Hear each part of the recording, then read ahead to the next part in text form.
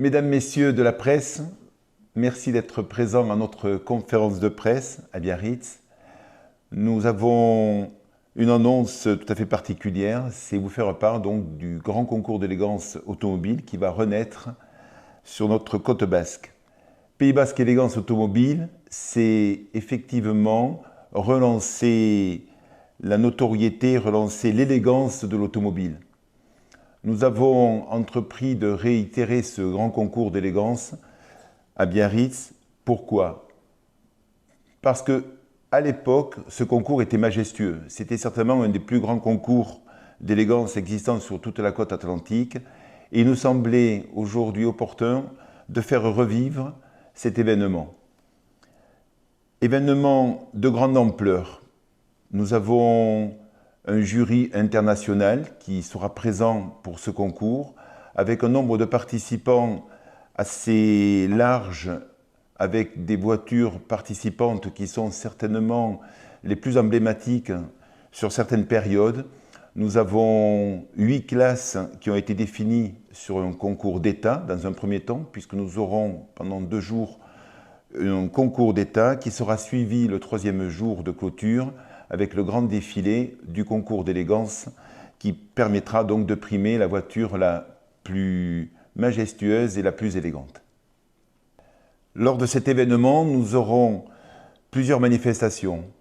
L'idée est de créer une effervescence sur notre région. C'est au travers de rallyes.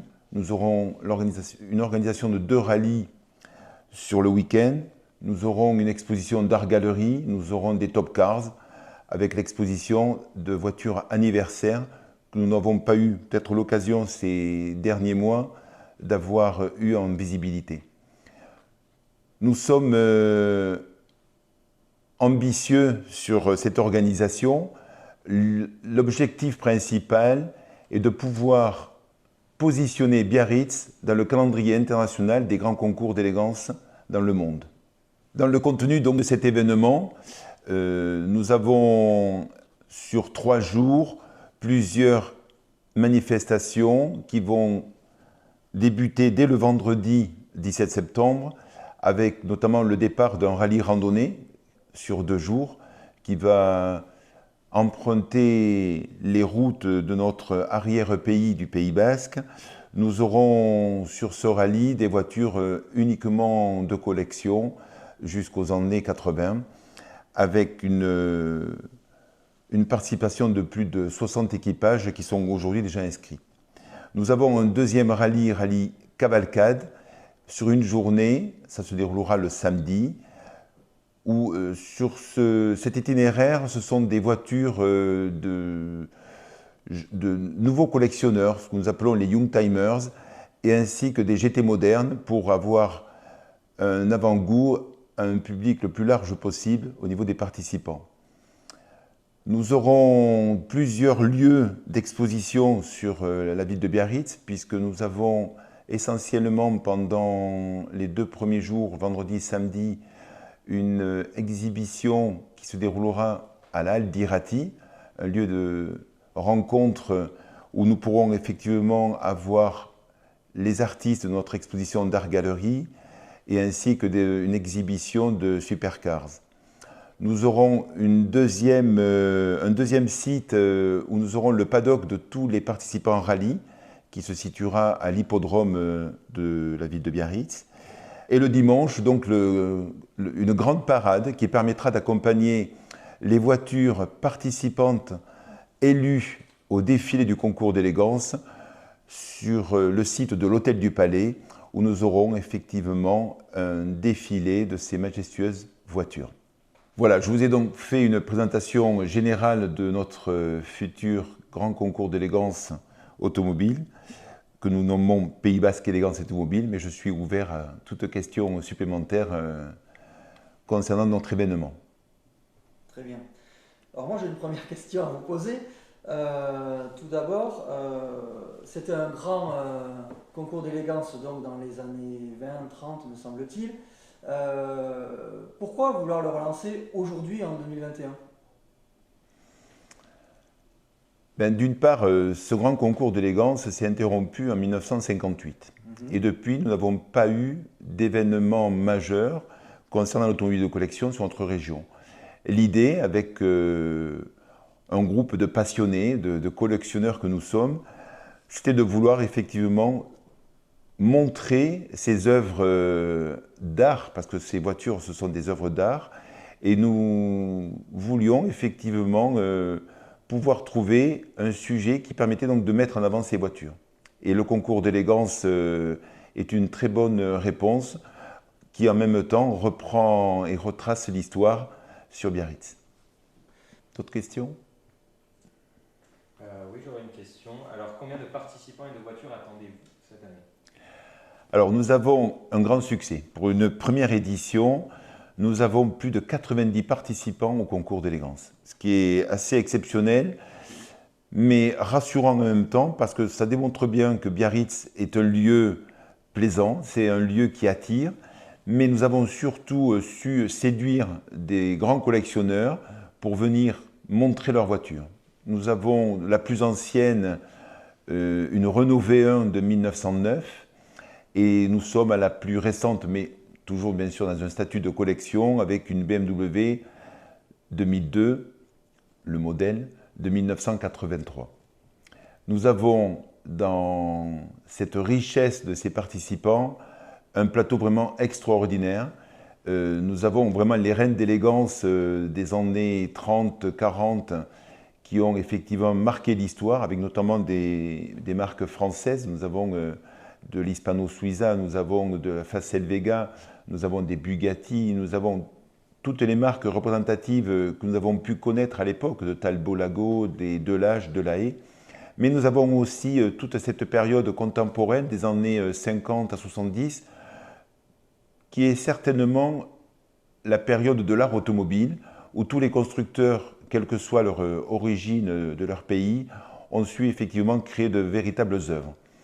Et nous avons entre autres une classe spéciale au Ferrari type 250 sur lequel nous avons un plateau très élevé. D'accord, pour rebondir sur la question précédente, je voudrais savoir, ce concours s'adresse aux passionnés, aux collectionneurs. Les randonnées donc, sont ouvertes également à ces mêmes personnes? Tout à fait. Alors, les participants sont des collectionneurs, des passionnés forcément, mais c'est surtout la volonté de pouvoir montrer leur voiture et de se positionner sur ce phénomène de concours pour valoriser leur voiture.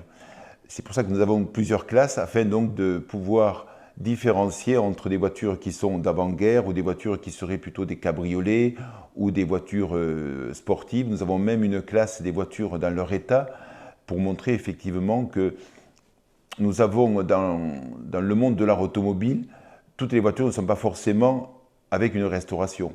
Et nous mettons un point d'honneur à mettre en avant effectivement ces voitures dans leur jus, comme nous le disons dans notre jargon. Maintenant, c'est ouvert après à tout le monde au niveau visiteur. Enfin, le public sera le plus large possible pour venir effectivement voir ces œuvres d'art. Nous aurons pendant 2 jours l'exposition fixe, puisque ce sera la période où le jury va donc donner son évaluation sur chacune de ces voitures suivant les classes, et au grand bonheur donc du public qui lui-même donc pourra effectivement découvrir ces différentes voitures. D'accord, merci. Vous parliez de positionner ce concours parmi des grands concours, dans le calendrier des grands concours. Est-ce que c'est déjà votre ambition dès la première année? Ça, c'est ma première question. Et la deuxième question, justement, parce que ça sous-entend ça, c'est est-ce qu'il y aura d'autres éditions? Est-ce que c'est un événement qui a vocation à se reproduire chaque année à Biarritz ou ailleurs? Bien sûr. Alors, nous avons déjà une collaboration avec la ville de Biarritz. Un tel événement ne se fait pas sans la contribution des collectivités locales. C'est le soutien aussi de nos partenaires, dont je remercie leur participation, et nous avons besoin effectivement de toutes ces ressources pour nous permettre donc de mettre en avant dans le plus bel écrin toutes ces voitures. Maintenant, ce concours, oui, nous le voulons récurrent tous les ans, Et pourquoi nous positionner sur un objectif si élevé? Ben, je pense que Biarritz a sa place sur la scène internationale pour avoir son concours d'élégance comme il a été effectivement à l'époque. Vous parliez tout à l'heure d'effervescence dans la ville. Comment cela va se traduire? Est-ce que les Biarros, les Basques, les gens qui habitent la région pourront avoir vraiment accès à cet événement? Est-ce que ce n'est pas réservé justement aux participants? Comment ça va se passer? Est-ce qu'il y a des événements dans divers endroits de la ville? Est-ce que vous pouvez nous rappeler un peu ça? Alors, il y aura plusieurs événements, puisqu'il y aura des voitures qui seront exhibées dans la ville, dans le centre-ville, mais nous aurons, au travers des voitures rallye, une parade de toutes ces voitures dans le centre-ville pour l'arrivée qui s'effectuera le samedi après-midi.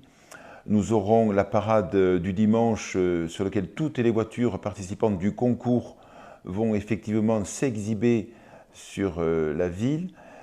Et je pense que l'idée principale, c'est de montrer, c'est de séduire à la fois public, c'est de séduire tout le côté économique, les commerçants, c'est d'impliquer, on va dire, la ville sur effectivement l'intérêt de la représentativité de l'automobile de collection.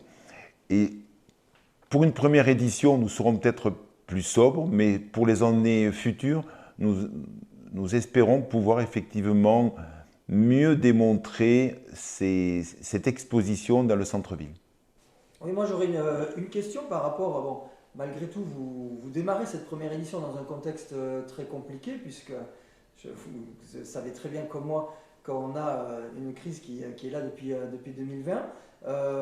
Comment vous avez pu réussir à, malgré tout, organiser, à mettre tout ça en place? Bon, j'imagine que ça a été un frein pour vous, mais comment avez-vous réussi à passer les obstacles liés, j'imagine, à ce contexte délicat?